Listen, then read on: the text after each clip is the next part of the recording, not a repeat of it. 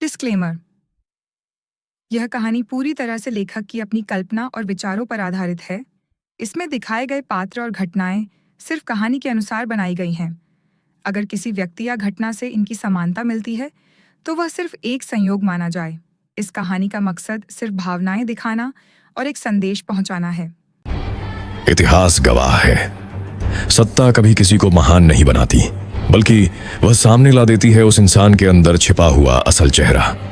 और वही हुआ इस शहर में, इस सत्ता की दौड़ में। नवाब नाम में ही इतनी गरिमा थी कि लोग झुककर सलाम कर देते थे, लेकिन उस सलाम के पीछे थी डर, खामोशी और एक अनकहा सच।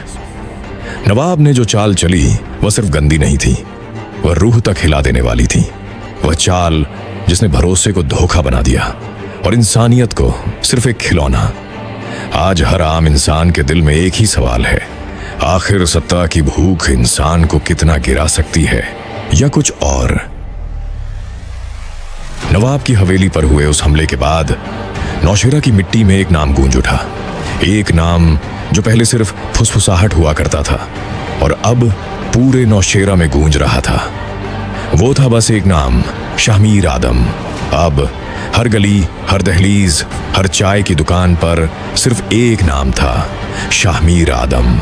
लेकिन इन सब के बीच एक इंसान सबसे ज्यादा डरा हुआ था। वो थे मेरे बाबा, क्योंकि बाबा नवाब को बहुत अच्छे से जानते थे। नवाब अब चुप नहीं बैठेगा। और दूसरी बात, पूरे नौशेरा को मालूम हो गया था कि नौरोज आदम का बेटा कौन है।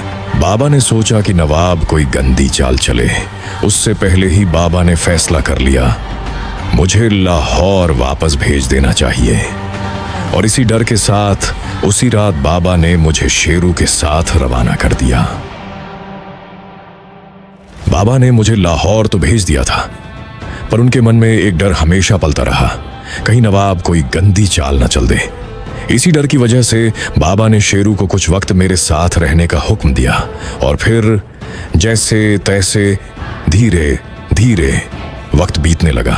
कुछ दिन गुजरे और शेरू वापस गांव चला गया। शेरू के गांव लौटते ही मैंने अना से मिलने का फैसला किया।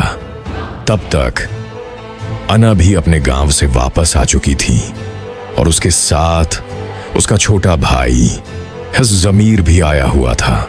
मेरा अना से मिलने का फैसला शायद मेरी जिंदगी की सबसे बड़ी भूल थी, जिसकी कीमत मैंने बहुत भारी चुकाई। इतनी भारी जो मेरी सोच से भी परे थी।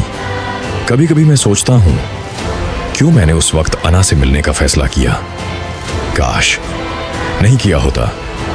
खैर, वह कहते हैं ना, जो किस्मत में लिखा होता है वही होता है, या फिर किसी की सोची समझी साजिश थी। एक दिन यूं ही चुप्पी को चीरते हुए अना मेरी तरफ मुड़ी। उसकी आंखों में जैसे कोई राज ठहरा हुआ हो। अना ने मुझसे कहा कि शाहमीर, तुम्हारे बारे में ज़मीर को सब कुछ पता है। मेरे कदम जैसे जमीन पर ठहर गए। अना ने एक सांस ली और आगे बोली, और ज़मीर ने कहा है कि वो हम दोनों की मदद करेगा। क्या मतलब अना के भाई को तुम दोनों के बारे में सब कुछ पता था? हाँ, ज़मीर को सब कुछ पता था। और वो सब कुछ जानते हुए भी तुम दोनों की मदद करने के लिए राजी हो गया? हाँ, पर मुझे नहीं पता ज़मीर क्यों राजी था, या उसकी सोची समझी साजिश थी। अच्छा, तो आगे क्या हुआ था? तुम अना से मिले कब? 2 अक्टूबर 2017 अना से मिलने का दिन तय हुआ था, सीधे उसके फ्लैट पर। मैं किसी काम से बाहर गया हुआ था और उधर अना, वो अपने फ्लैट पर मेरे आने का इंतजार कर रही थी। शाम के 4 बजे मिलने का वक्त तय हुआ था। जैसे जैसे वक्त नजदीक आता जा रहा था, उसकी बेचैनी भी बढ़ती जा रही थी। मेरा फोन बार बार बजता, हर बार वही आवाज, शाहमीर कब तक आओगे, जल्दी आओ। फिर एक पल रुककर उसने कहा, शाहमीर तुम्हारे लिए एक सरप्राइज है, तुम आओगे तो खुद पता चल जाएगा। और वो सरप्राइज था अना के हाथों की मेहंदी। उसने मेहंदी लगाई थी और अपने हाथों पर मेरा नाम लिखा था। मैंने किसी तरह अपना काम निपटाया और शाम करीब 5 बजे मैं अना के फ्लैट पर पहुंच गया।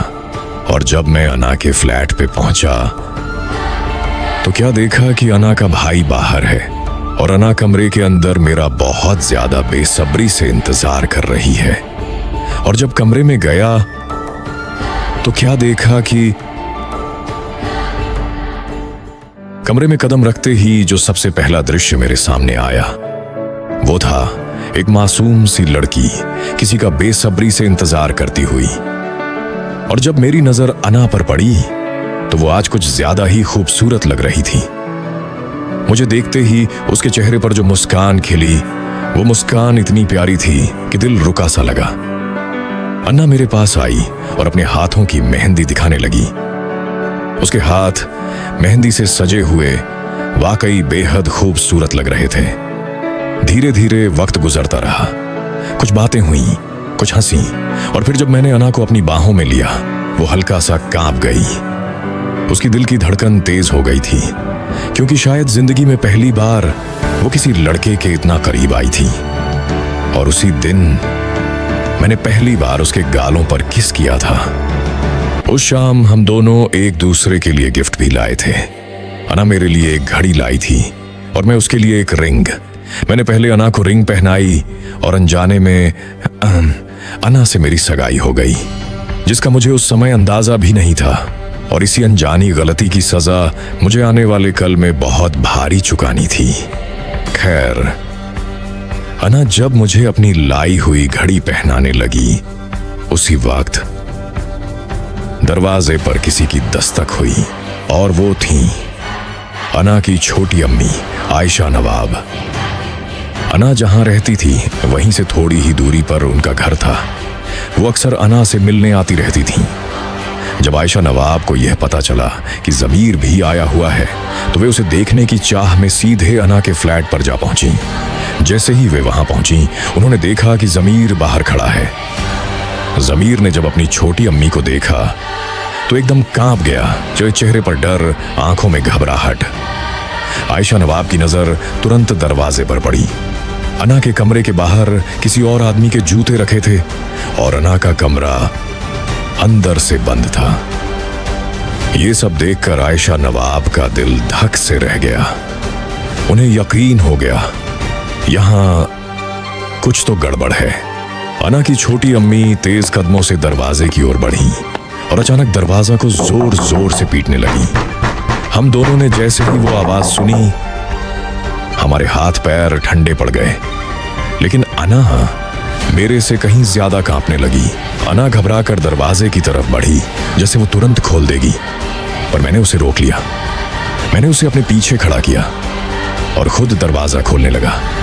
दरवाजा खुला और सामने जो थी उन्हें देखकर अना थर थर कांपने लगी। सामने थी अना की छोटी अम्मी।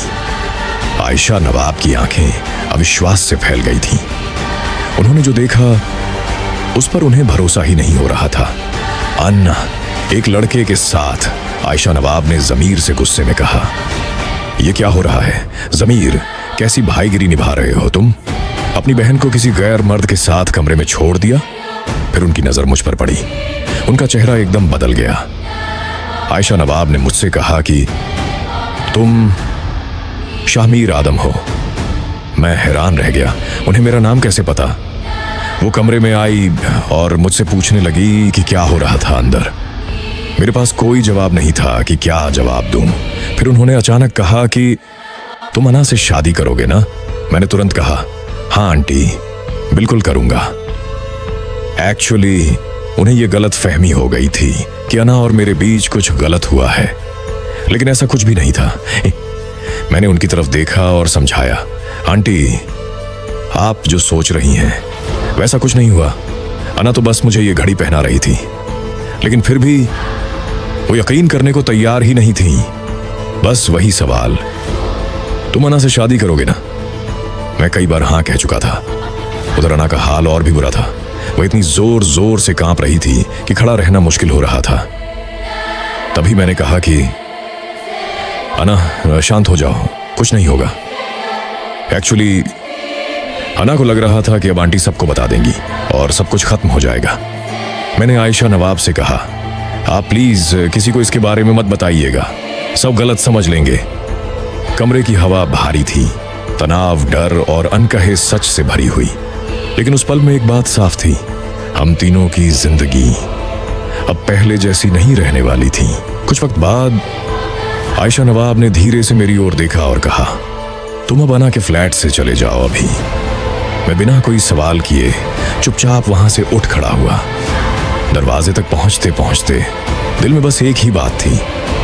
मैंने मुड़कर धीरे से कहा, एक बात का वादा कीजिए, प्लीज आप किसी को कुछ नहीं बताएंगी। आयशा नवाब कुछ पल चुप रही, फिर ठंडी सांस लेकर बोली, ठीक है, वादा रहा। अब तुम यहां से जाओ। और मैं बिना कुछ और कहे वहां से चला आया। व्हाट? तुम पकड़े भी गए थे? हाँ। अच्छा, तुम्हारे अना के फ्लैट से आ जाने के बाद क्या हुआ था? अना से उसके बाद तुम्हारी बातें हुई थी? हाँ, अना के फ्लैट पर जो बातें हुई थीं, अना, जमीर और आयशा नवाब के बीच, वो सब मुझे बाद में मालूम हुई कि एग्जैक्टली वहां क्या क्या बातें हुई थीं। मेरे जाने के बाद आयशा नवाब ने अना से गुस्से में पूछा, तुम्हें पता है ना शाहमीर कौन है? अना बोली, नहीं। आयशा नवाब गुस्से में बोली, झूठ, तुम सब जानती हो वो कौन है। क्या शाहमीर को पता है कि तुमने ही शमशेर आदम को? अना ने थरथराई हुई आवाज में कहा, ना नहीं, इन सब के बारे में शाहमीर को कुछ भी नहीं मालूम। पर आंटी, आप उसे नहीं बताएंगी कि ये सब मैंने ही किया है? कमरे में जैसे हवा तक ठहर गई। आंटी ने उसकी ओर देखा और अना की आंखों में डर साफ चमक रहा था। आयशा नवाब अना से गुस्से में बोली, अना, जो तुमने किया है ना, दुआ करो कि ये बात कभी भी शाहमीर को मालूम ना चले। क्योंकि अगर शाहमीर को पता चल गया कि शमशेर आदम को तुमने मारा है, तो तुम जानती हो, खुद अपनी आंखों से देख चुकी हो, शाहमीर क्या कर सकता है। अगले दिन आयशा नवाब मुझसे मिलने आई। उनकी चाल में बेचैनी थी और आवाज में कंपन। शाहमीर, क्या तुम जानते हो अना किसकी बेटी है? मैंने बिना पलक झपकाए जवाब दिया, हाँ, अना नवाब दिलावेज की बेटी है, वही जिसे मैं कुछ वक्त पहले जान से मारने गया था, और उसकी बेटी को भी। आयशा नवाब का चेहरा ठहर गया। उन्होंने कांपती हुई आवाज में पूछा, तुम्हें कैसे पता? मैंने धीमे से कहा, मुझे शेरू ने बताया और मैंने उसे हुक्म दिया है कि ये बातें सिर्फ हमारे बीच रहें। कुछ पल खामोशी रही, फिर आयशा नवाब बोली, पूरे नौशेरा में अफवाह है कि तुम्हारे चाचा शमशेर आदम को नवाब की बेटी ने मारा है। शाहमीर, तुम क्या सोचते हो? क्या अना ऐसा कर सकती है? मैंने दूर कहीं देखकर कहा, नहीं, मेरा दिल नहीं मानता कि अना ने मेरे चाचा को मार सकती है, लेकिन नवाब दिलावेज मरेगा, उसे मैं मारूंगा।